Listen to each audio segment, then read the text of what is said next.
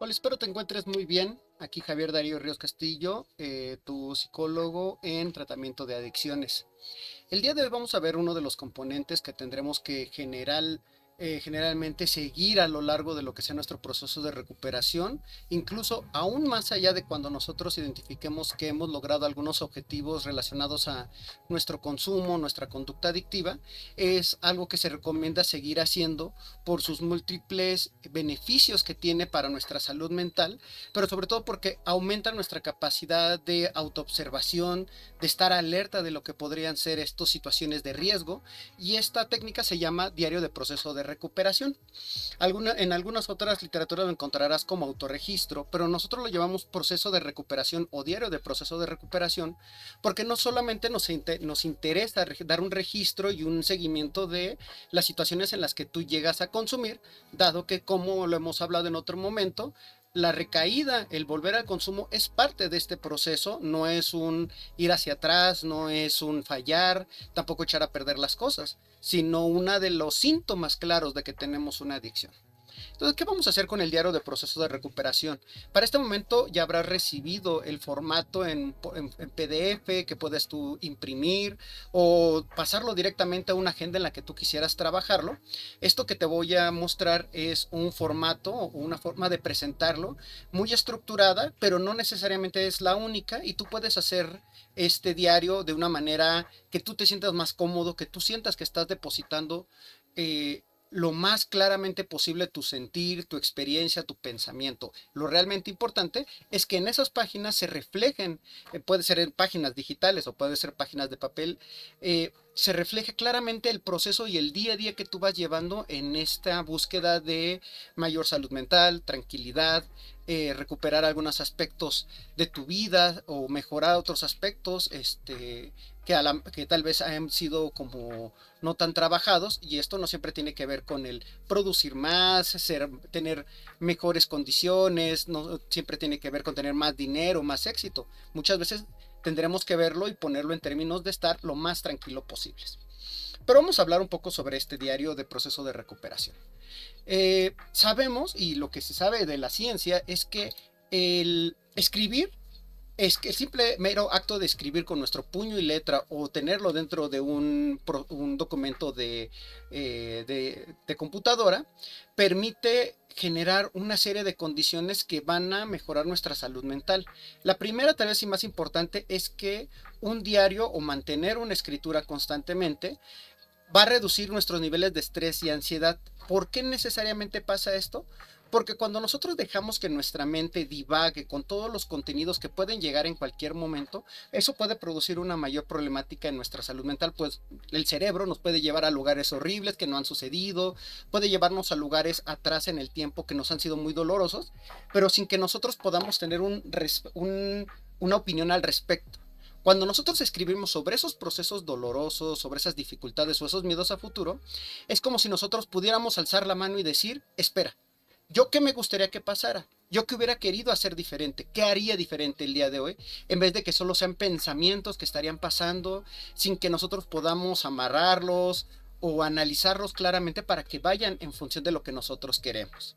¿no? Entonces, tal vez el segundo punto más importante es que esas palabras, esos momentos que son tan complejos, difíciles,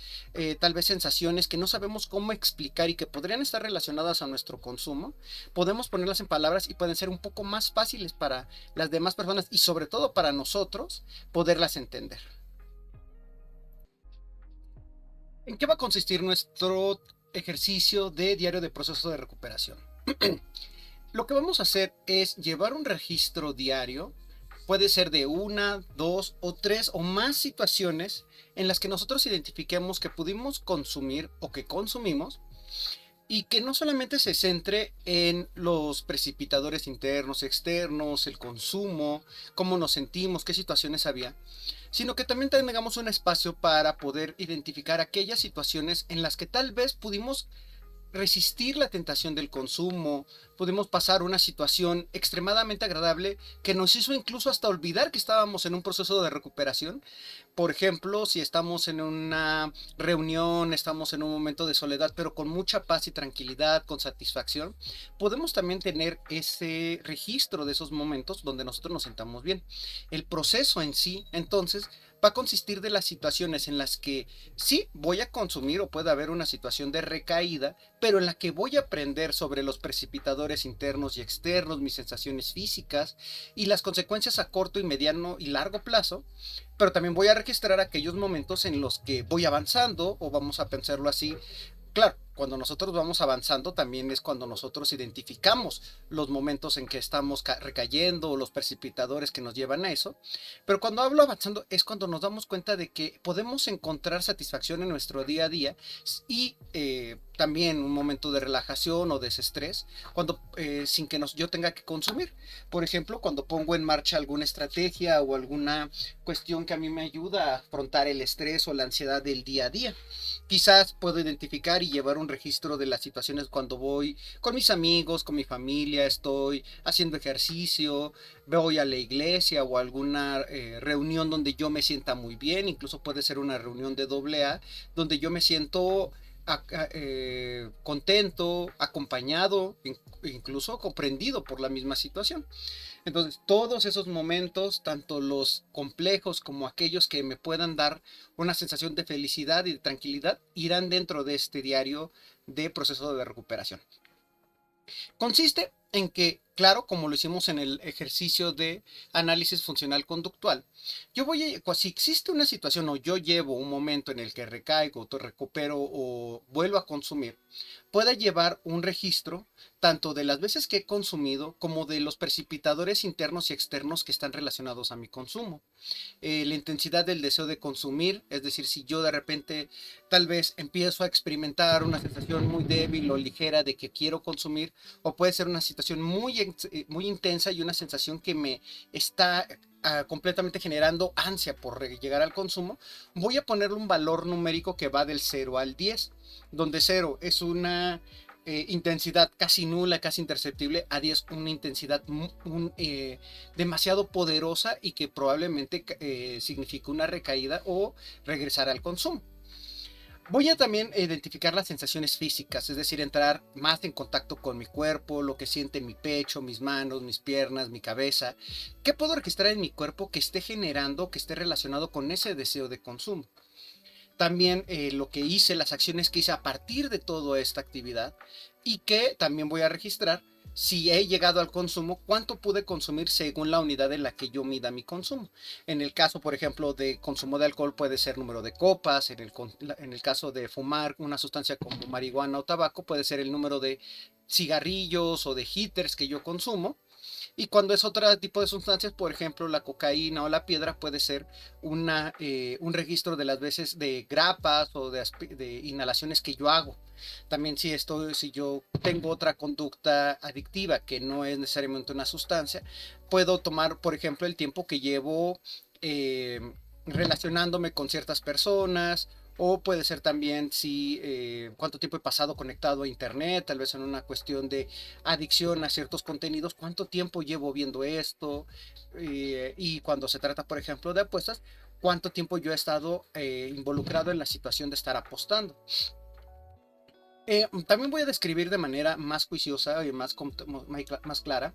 la situación. Es decir, si estaba acompañado, si estaba en un lugar público, estaba en un lugar privado, si yo hice esta situación o llevé este consumo, me involucré en esta situación, estaba completamente solo o acompañado y de quiénes estaba acompañado. El postconsumo se habla o no se refiere a las consecuencias a corto plazo de mi propio consumo. Es decir, cuál fue la situación o cuál fue la sensación que estuvo relacionada con que yo haya atendido esta necesidad de consumo. Recordemos que normalmente son consecuencias positivas e inmediatas. Puede ser una relajación, desestrés, una sensación de fuerza, de agrado, de tranquilidad. Pero también voy a registrar las situaciones post-consumo, es decir, cómo me sentí, qué pensé después. Normalmente son consecuencias negativas a mediano y largo plazo, pero si también identificamos consecuencias positivas podemos hacerlo.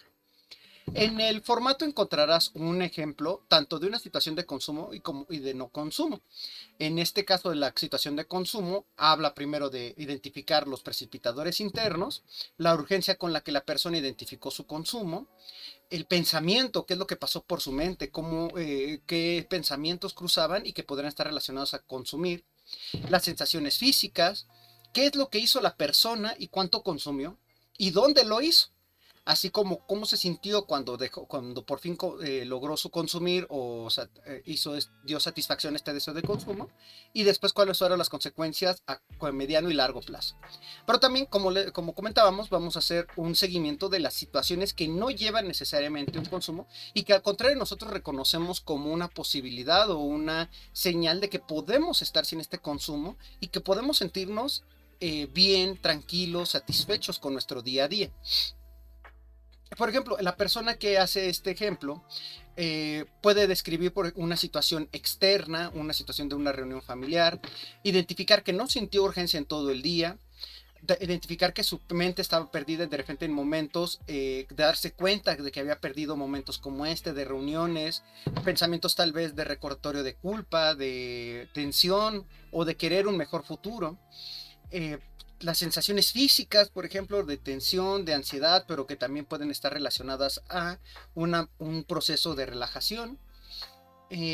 Cosas que hizo o no hizo la persona que también son importantes, es decir, cosas que tal vez ya no hacemos de una manera automática. Por ejemplo, en este caso la persona decidió no o pudo no estar viendo su teléfono a cada momento a pesar de que se sentía incómodo. Efectivamente vamos a registrar que no consumimos y que con quiénes personas, digamos, no consumimos. ¿Quién eran las personas, las situaciones, el lugar donde estamos, donde nos parece ser que es más fácil no consumir?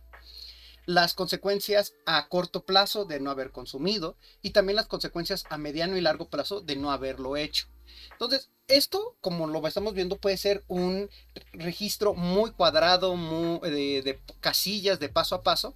pero no es necesario que tengas este formato. Puedes también llevar a cabo un formato un poco más libre si a ti te gusta escribir de manera menos estructurada y dejar que simplemente las palabras vayan fluyendo. También puedes hacerlo, pero procura siempre que haya una situación de consumo o de no consumo, puedas identificar al menos estos elementos que van desde los precipitadores, mi deseo, los pensamientos y sensaciones físicas, las acciones que tomé frente al consumo, al no consumo, si en caso de que haya consumo, cuánto consumí en unidades, la situación que está relacionada o con dónde estaba cuando sucedió esta situación y las consecuencias a corto, mediano y largo plazo. Esos serían los ejercicios principales y son un ejercicio que tendremos que llevar diariamente. La importancia de que este ejercicio se lleve de manera diaria es que nos volvemos y ejercitamos nuestro cerebro para estar cada vez más alerta de las situaciones en las que nos sentimos bien, sin necesidad de ningún apoyo, de ningún auxilio, en este caso de las condiciones adictivas o de las conductas adictivas, y también estar alerta de esos precipitadores, situaciones, personas que podrían llevarnos cada vez más a un consumo o un consumo excesivo. Recordemos que no siempre nuestra meta podrá ser el consumo o la abstinencia en este caso, o sea, dejar de consumir completamente, sino ir registrando aquellas situaciones en las que nos podríamos caer en un consumo excesivo. Por ejemplo, tal vez no estamos interesados en dejar el alcohol, pero sí en evitar las situaciones que nos llevan a un consumo mucho más explosivo o más aumentado. Esas serían las indicaciones para este ejercicio. Espero que te sean muy útil. Puedes ponerte en comunicación conmigo a través de los medios que nosotros hemos acordado y espero que este ejercicio y estas indicaciones te sean fáciles para seguir tu ejercicio. Que estés muy bien, cuídate mucho.